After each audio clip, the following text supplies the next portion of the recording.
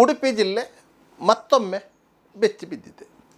ಕೆಲವು ದಿನಗಳ ಹಿಂದೆ ಕುಂದಾಪುರದ ಚರ್ಚ್ ರೋಡಲ್ಲಿ ಕೊಲೆಪಾತಕಿಯೊಬ್ಬನನ್ನು ಗುಂಡು ಹಾರಿಸಿ ಹತ್ಯೆ ಮಾಡಲಾಗಿತ್ತು. ಎರಡೇ ದಿನದಲ್ಲಿ ಆ ಪ್ರಕರಣವನ್ನು ಕುಂದಾಪುರ ಪೊಲೀಸರು ಭೇದಿಸಿದ್ದರು.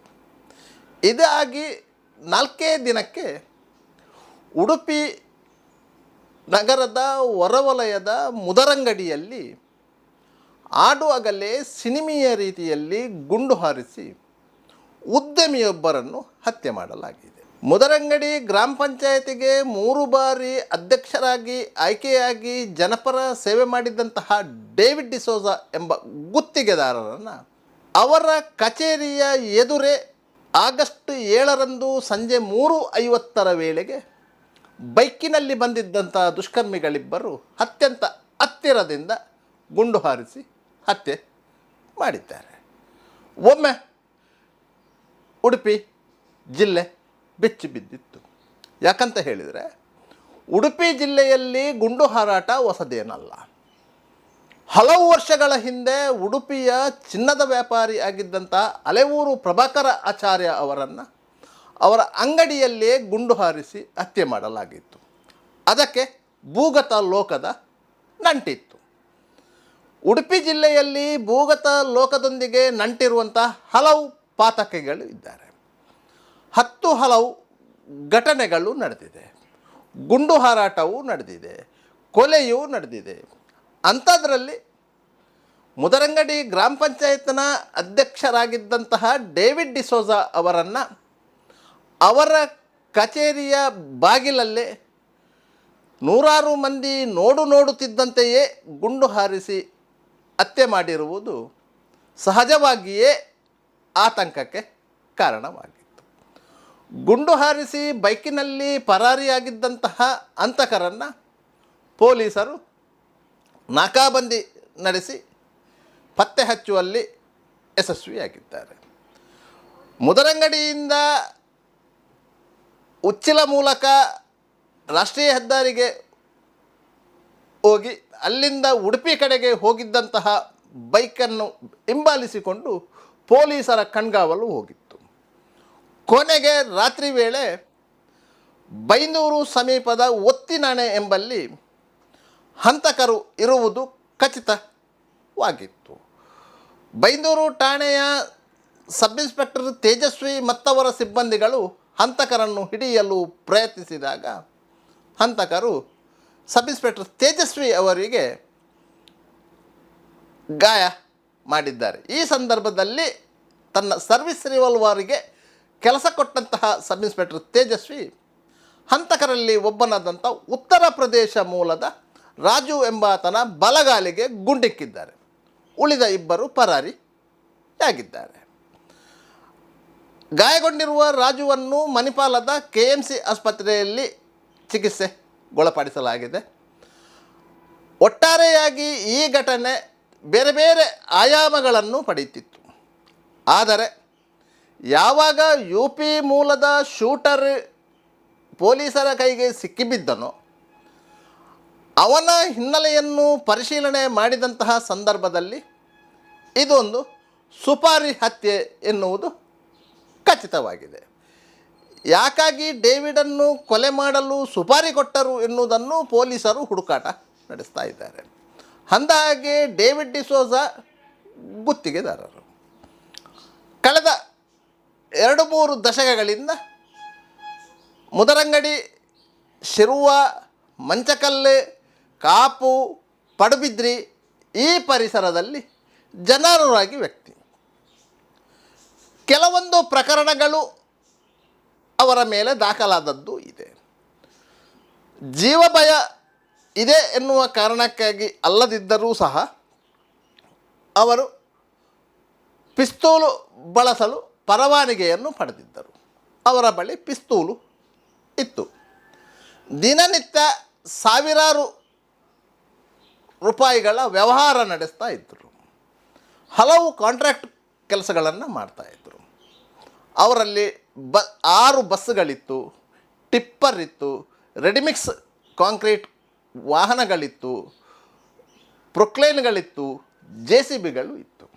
ಇಂತಹ ವ್ಯವಹಾರ ನಡೆಸುತ್ತಿದ್ದಂತಹ ಡೇವಿಡ್ ಅವರು ಮುದರಂಗಡಿಯ ಚರ್ಚ್ ಕಟ್ಟಡದಲ್ಲಿ ಕಚೇರಿ ಹೊಂದಿದ್ದರು. ಶಿರ್ವದಲ್ಲಿಯೂ ಅವರಿಗೆ ಕಚೇರಿ ಇದೆ. ತನ್ನ ವ್ಯವಹಾರಕ್ಕೆ ಸಂಬಂಧಿಸಿದಂತೆ ಎರಡೂ ಕಚೇರಿಗಳಲ್ಲಿ ಅವರು ಕಾರ್ಯನಿರ್ವಹಿಸ್ತಿದ್ದರು. ಶಿರ್ವದಿಂದ ಕೆಲವೇ ಕಿಲೋಮೀಟರ್ ದೂರದಲ್ಲಿರುವ ಪಿಲಾರ್ಖಾನ ಎನ್ನುವಲ್ಲಿ ಅವರ ಮನೆ ಇತ್ತು, ಪತ್ನಿ, ಮಕ್ಕಳಿದ್ದಾರೆ. ಇಂತಹ ಹಿನ್ನೆಲೆಯ ಡೇವಿಡ್ ಅವರನ್ನು ಈ ರೀತಿಯಾಗಿ ಅವರ ಕಚೇರಿಯ ಬಾಗಿಲಲ್ಲೇ ಗುಂಡು ಹೊಡೆದು ಕೊಲೆ ಮಾಡಿದಂತಹ ಸುಪಾರಿ ಕಿಲ್ಲರ್ಗಳು ಇದೀಗ ಪೊಲೀಸರ ಬಲೆಯಲ್ಲಿ ಇರುವುದರಿಂದ ಪ್ರಕರಣದ ಹಿನ್ನೆಲೆಗಳು ಗೊತ್ತಾಗ್ತಾ ಹೋಗಿದೆ. ಪಡುಬಿದ್ರಿ ಪರಿಸರದಲ್ಲಿ UPSL ಎನ್ನುವಂತಹ ಉಷ್ಣ ವಿದ್ಯುತ್ ಸ್ಥಾವರ, ಅಂದರೆ ಕಲ್ಲಿದ್ದಲು ಆಧಾರಿತ ಉಷ್ಣ ವಿದ್ಯುತ್ ಸ್ಥಾವರ ಕಳೆದ 2 ದಶಕಗಳಿಂದ ಕಾರ್ಯನಿರ್ವಹಿಸುತ್ತಿದೆ. ಅಲ್ಲಿ ಉತ್ಪಾದನೆ ಆಗುತ್ತಿರುವಂತಹ ವಿದ್ಯುತ್ತನ್ನು ರಾಜ್ಯ ವಿದ್ಯುತ್ ಗ್ರಿಡ್ ಮತ್ತು ನೆರೆ ರಾಜ್ಯದ ವಿದ್ಯುತ್ ಗ್ರಿಡ್ಗಳಿಗೆ ಸರಬರಾಜು ಮಾಡಲಾಗುತ್ತಿದೆ. ಈ ಕಾರ್ಖಾನೆಯ ಹಿನ್ನೆಲೆಯೇ ಬೇರೆ ಇದೆ. ಆರಂಭದಲ್ಲಿ ಈ ಕಾರ್ಖಾನೆ ನಾಗಾರ್ಜುನ ಸಂಸ್ಥೆಗೆ ಸೇರಿತ್ತು. ಆಂಧ್ರ ಮೂಲದ ನಾಗಾರ್ಜುನ ಸಂಸ್ಥೆಯವರು ದಕ್ಷಿಣ ಕನ್ನಡ ಜಿಲ್ಲೆಯ ಕರಾವಳಿ ಭಾಗದಲ್ಲಿ ಕಲ್ಲಿದ್ದಲು ಆಧಾರಿತ ಉಷ್ಣ ವಿದ್ಯುತ್ ಸ್ಥಾವರವನ್ನು ಸ್ಥಾಪಿಸಲು ನಿರ್ಧರಿಸಿದಂಥ ಸಂದರ್ಭದಲ್ಲಿ ಪಣಂಬೂರು MCF ಕಾರ್ಖಾನೆಯ ಹಿಂಬದಿಯ ಜಾಗವನ್ನು KIDB ಅವರು ಎಕ್ವೈರ್ ಮಾಡಿ ಆ ಸಂಸ್ಥೆಗೆ ಮಾರಾಟ ಮಾಡಲಾಯಿತು. ಆದರೆ ಸ್ಥಳೀಯರ ವಿರೋಧದ ಹಿನ್ನೆಲೆಯಲ್ಲಿ ನಾಗಾರ್ಜುನ ಸಂಸ್ಥೆ ಪಡುಬಿದ್ರಿ ಸಮೀಪದ ಎಲ್ಲೂರು, ಪಲಿಮಾರು, ಮುದರಂಗಡಿ ಈ ಭಾಗದಲ್ಲಿ ಸುಮಾರು 3,000ಕ್ಕೂ ಹೆಚ್ಚು ಜಾಗವನ್ನು ಗುರುತಿಸಿ KIDB ಮೂಲಕ ಸ್ವಾಧೀನಪಡಿಸಿಕೊಂಡು ಅಲ್ಲಿ ಉಷ್ಣ ವಿದ್ಯುತ್ ಸ್ಥಾವರವನ್ನು ಸ್ಥಾಪಿಸಲು ನಿರ್ಧರಿಸಿತ್ತು. ಆ ಸಂದರ್ಭದಲ್ಲಿ ಸ್ಥಳೀಯರು ಬಹುದೊಡ್ಡ ಪ್ರತಿಭಟನೆಯನ್ನು ನಡೆಸಿದರು. ಆ ಕಾರ್ಖಾನೆ ಆರಂಭವಾದ ನಂತರ ಸೃಷ್ಟಿಯಾಗಿರುವಂಥ ಹಾರುಬೂದಿ ಸಮಸ್ಯೆ ಇವತ್ತಿಗೂ ಇದೆ. ಸ್ಥಳೀಯರ ಹೋರಾಟ ಈಗಲೂ ಚಾಲ್ತಿಯಲ್ಲಿದೆ. ಆ ಜಾಗವನ್ನು ಸ್ವಾಧೀನಪಡಿಸಿಕೊಂಡಂತಹ ಸಂದರ್ಭದಲ್ಲಿ ಸ್ಥಳೀಯರು ಭಾರಿ ದೊಡ್ಡ ಹೋರಾಟ ಮಾಡಿದರು. ಆ ಹೋರಾಟಕ್ಕೆ ಡೇವಿಡ್ ಡಿಸೋಜಾ ಅವರು ಮುದರಂಗಡಿ ಗ್ರಾಮ ಪಂಚಾಯತ್ನ ಅಧ್ಯಕ್ಷರು ಮತ್ತು ಸ್ಥಳೀಯ ಕಾಂಗ್ರೆಸ್ ನಾಯಕರು ಎನ್ನುವಂತಹ ನೆಲೆಯಲ್ಲಿ ಬೆಂಬಲ ಸೂಚಿಸಿದ್ದರು. ಆ ಪ್ರದೇಶದಲ್ಲಿ ಹೆಚ್ಚಿನವರು ಕ್ರೈಸ್ತ ಸಮುದಾಯಕ್ಕೆ ಸೇರಿದವರು. ಹಲವು ಚರ್ಚ್ಗಳು ಇದೆ.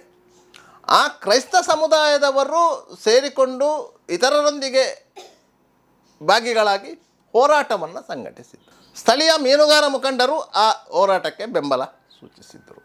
ಇಂಥ ಸಂದರ್ಭದಲ್ಲಿ ನಾಗಾರ್ಜುನ ಸಂಸ್ಥೆಯವರು ಹೋರಾಟದ ಮುಂಚೂಣಿಯಲ್ಲಿ ನಿಂತಿದ್ದಂತಹ ಧಾಡಸಿ ಪ್ರವೃತ್ತಿಯ ಡೇವಿಡ್ ಡಿಸೋಜಾ ಅವರನ್ನು ವಿಶ್ವಾಸಕ್ಕೆ ತೆಗೆದುಕೊಂಡಿತು. ಆ ಸಂದರ್ಭದಲ್ಲಿ ಡೇವಿಡ್ ಡಿಸೋಜಾ ಊರಿನವರನ್ನು ವಿರೋಧಿಸಿ ಕಂಪನಿಯ ಪರವಾಗಿ ನಿಂತರು. ಕಂಪನಿಯು ಜಾಗವನ್ನು ಸ್ವಾಧೀನಪಡಿಸಿಕೊಳ್ಳುವಂಥ ಯತ್ನದಲ್ಲಿ ಸ್ವತಃ ಮುಂಚೂಣಿಯಲ್ಲಿ ನಿಂತು ಕಂಪನಿಗೆ ಸಹಕಾರಿಯಾಗಿದ್ದರು. ಸ್ಥಳೀಯರು ವಿರೋಧ ಇದ್ದರೂ ಸಹ ಡೇವಿಡ್ ಅವರ ಕೆಲಸವನ್ನು ನಿಲ್ಲಿಸಲು ಸಾಧ್ಯವಾಗಿಲ್ಲ. ಪರಿಣಾಮವಾಗಿ ನಾಗಾರ್ಜುನ ಸಂಸ್ಥೆಯವರು ಜಾಗವನ್ನು ಸ್ವಾಧೀನಪಡಿಸಿಕೊಂಡು ಅಲ್ಲಿ ಕಲ್ಲಿದ್ದಲು ಆಧಾರಿತ ವಿಷ್ಣು ವಿದ್ಯುತ್ ಸ್ಥಾವರವನ್ನು ನಿರ್ಮಾಣ ಮಾಡಿದರು. ಸದ್ಯಕ್ಕೆ ಆ ವಿಷ್ಣು ವಿದ್ಯುತ್ ಸ್ಥಾವರ ನಾಗಾರ್ಜುನ ಸಂಸ್ಥೆಯಿಂದ ಬೇರೆ ಸಂಸ್ಥೆಗೆ ಹೋಗಿ ಸದ್ಯಕ್ಕೆ ಅದು ಅದಾನಿ ಸಂಸ್ಥೆಯ ಕೈಯಲ್ಲಿ ಇದೆ. ಆ ಸಂಸ್ಥೆ ಸ್ವಾಧೀನಪಡಿಸಿಕೊಂಡಂತಹ ಜಾಗದಲ್ಲಿ ಈಗಲೂ ಕೆಲವೊಂದು ಕೆಲಸಗಳು ನಡೀತಿದೆ. ಅದರಲ್ಲಿ ಬರೀ ದೊಡ್ಡ ಕೆಲಸ ಅಂತ ಹೇಳಿದರೆ ಗ್ರಾಮೀಣ ಪ್ರದೇಶವಾಗಿರುವಂಥ ಈ ಪ್ರದೇಶದಲ್ಲಿ ಮಣ್ಣನ್ನು ಸಮತಟ್ಟು ಮಾಡುವುದು ದೊಡ್ಡ ಕೆಲಸ. ಇದಕ್ಕಾಗಿ ಸಂಸ್ಥೆ ಗ್ಲೋಬಲ್ ಟೆಂಡರ್ ಕರೀತದೆ. ಆ ಟೆಂಡರ್ನಲ್ಲಿ ಬೇರೆ ಬೇರೆ ರಾಜ್ಯದ ಗುತ್ತಿಗೆದಾರರು ಭಾಗವಹಿಸ್ತಾರೆ. ಅದೇ ರೀತಿ ಆಂಧ್ರ ಪ್ರದೇಶ ಮೂಲದ ಗುತ್ತಿಗೆದಾರರೊಬ್ಬರು ಒಂದು ಕಾಂಟ್ರಾಕ್ಟ್ ಗಿಟ್ಟಿಸಿಕೊಂಡರು. ಅವರಿಗೆ ಸ್ಥಳೀಯವಾಗಿ ಡೇವಿಡ್ ಡಿಸೋಜಾ ಸಬ್ ಕಾಂಟ್ರಾಕ್ಟರ್ ಆಗಿ ಸೇರಿಕೊಂಡರು. ಸುಮಾರು 10 ಕೋಟಿಗೂ ಹೆಚ್ಚು ಮೊತ್ತದ ಕಾಮಗಾರಿಯನ್ನು ಡೇವಿಡ್ ಡಿಸೋಜ ನಿರ್ವಹಿಸಿದ್ದರು. ಆದರೆ ಕಾಮಗಾರಿಯಲ್ಲಿ ಲೋಪ ಇದೆ ಎನ್ನುವಂತಹ ಕಾರಣವೊಡ್ಡಿ ಆಂಧ್ರ ಪ್ರದೇಶ ಮೂಲದ ಕಂಪನಿ ಹಣ ಪಾವತಿ ಮಾಡಿರಲಿಲ್ಲ. ಇದು ಆ ಕಂಪನಿಗೂ ಡೇವಿಡ್ ಡಿಸೋಜ ಅವರಿಗೂ ವೈಮನಸ್ಸು ಮೂಡಲು ಕಾರಣವಾಗಿತ್ತು. ಈ ಹಿನ್ನೆಲೆಯಲ್ಲಿ ಕಂಪನಿಯ ಪ್ರಮುಖರು ಡೇವಿಡ್ ಡಿಸೋಜ ಅವರನ್ನು ಹತ್ಯೆಗೈಯಲು ಉತ್ತರ ಪ್ರದೇಶದ ಮೂಲದ ಶೂಟರ್ಗಳಿಗೆ ಸುಪಾರಿ ನೀಡಿದ್ದರು ಎನ್ನುವುದು ಈಗ ಖಚಿತವಾಗಿರುವಂತಹ ಮಾಹಿತಿ.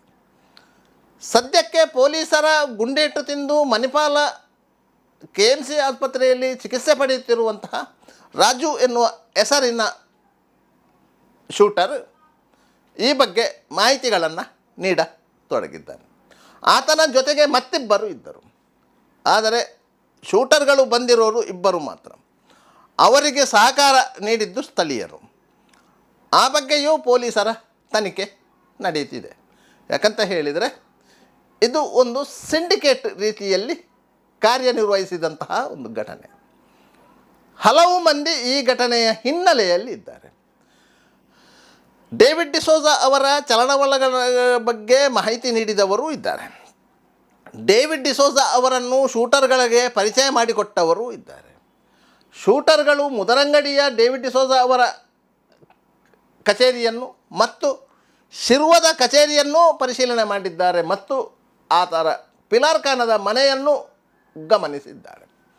3 ಕಡೆಗಳಿಗಿಂತ ಮುದರಂಗಡಿ ಕಚೇರಿಯ ಎದುರುಭಾಗ ವಿಸ್ತಾರವಾದ ಜಾಗ ಇರುವುದರಿಂದ ಅಲ್ಲಿ ಶೂಟೌಟ್ ಮಾಡಿ ಪರಾರಿಯಾಗುವುದು ಸುಲಭ ಎನ್ನುವ ನಿರ್ಧಾರಕ್ಕೆ ಬಂದು ಅಲ್ಲಿ ಈ ಕೃತ್ಯ ಮಾಡಿದ್ದಾರೆ.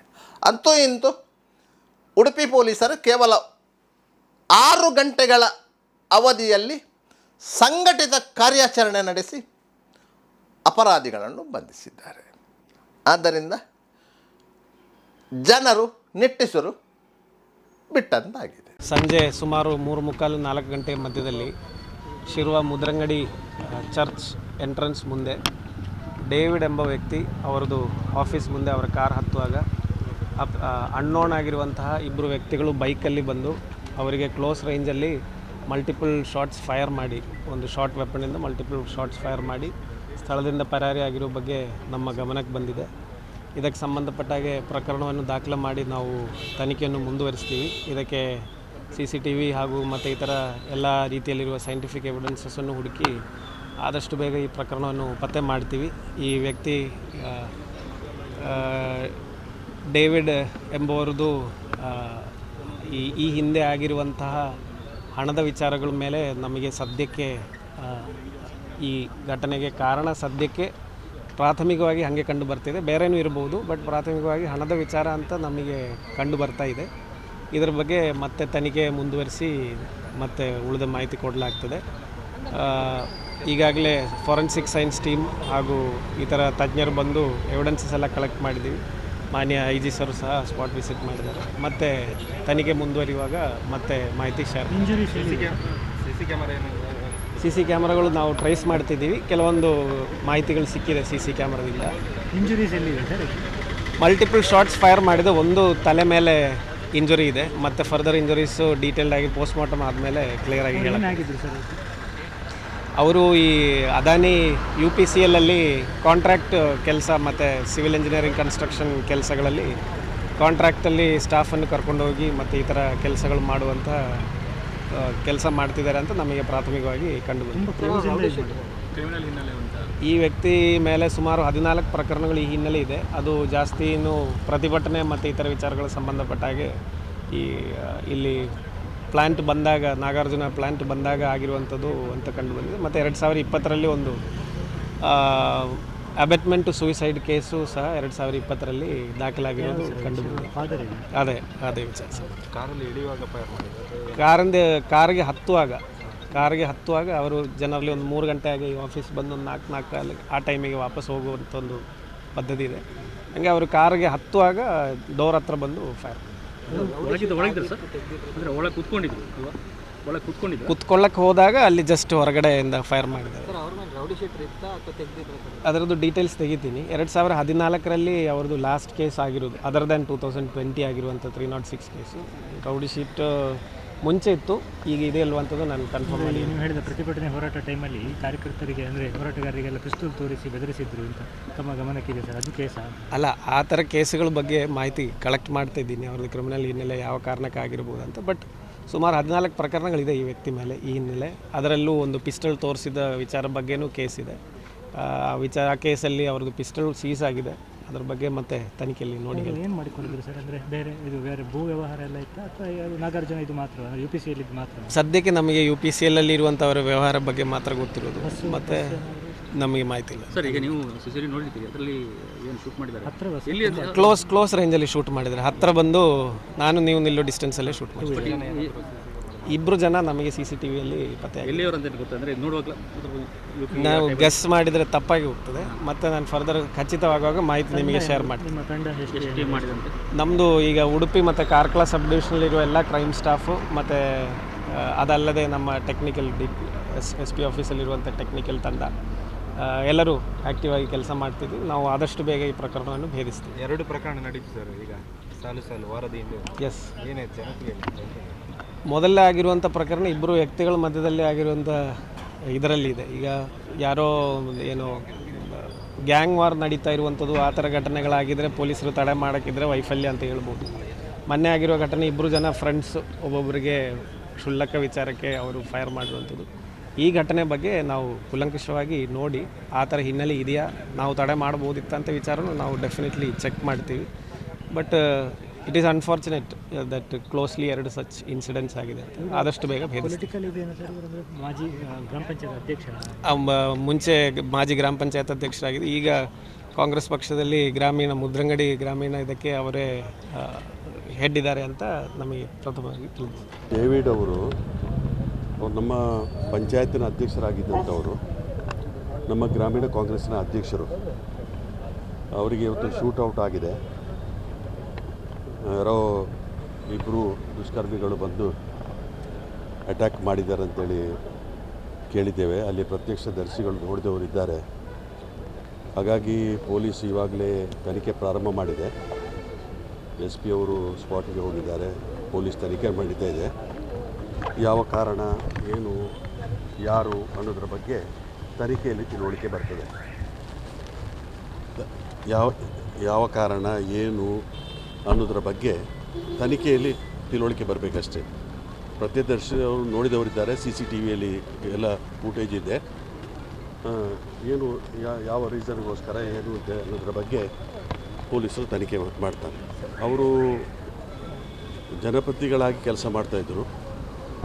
ಇಡೀ ಗ್ರಾಮದ ಜನ ಅವರನ್ನು ಪ್ರೀತಿ ಮಾಡ್ತಾಯಿದ್ರು. ಮತ್ತು ಅವರ ಸ್ವಂತ ವ್ಯಾಪಾರ ಕೂಡ ಬಸ್ಸು ಆಪ್ರೇಟ್ ಮಾಡ್ತಾಯಿದ್ರು. ನಂತರ ನಾಗಾರ್ಜುನದಲ್ಲಿ ಅವರು ಕಾಂಟ್ರಾಕ್ಟ್ ಮಾಡ್ತಾಯಿದ್ರು. ಎಲ್ರಿಗೂ ಬೇಕಾದವರಾಗಿದ್ದರು. ಲ್ಯಾಂಡ್ ವ್ಯವಹಾರ ಅಲ್ಲ, ಯಾವುದು ಅಂತ ನೋಡಬೇಕು. ಅದು ಏನು ಅಂತೇಳಿ ಗೊತ್ತಿಲ್ಲ. ಪೊಲೀಸರು ತನಿಖೆ ಮಾಡ್ತಾರೆ.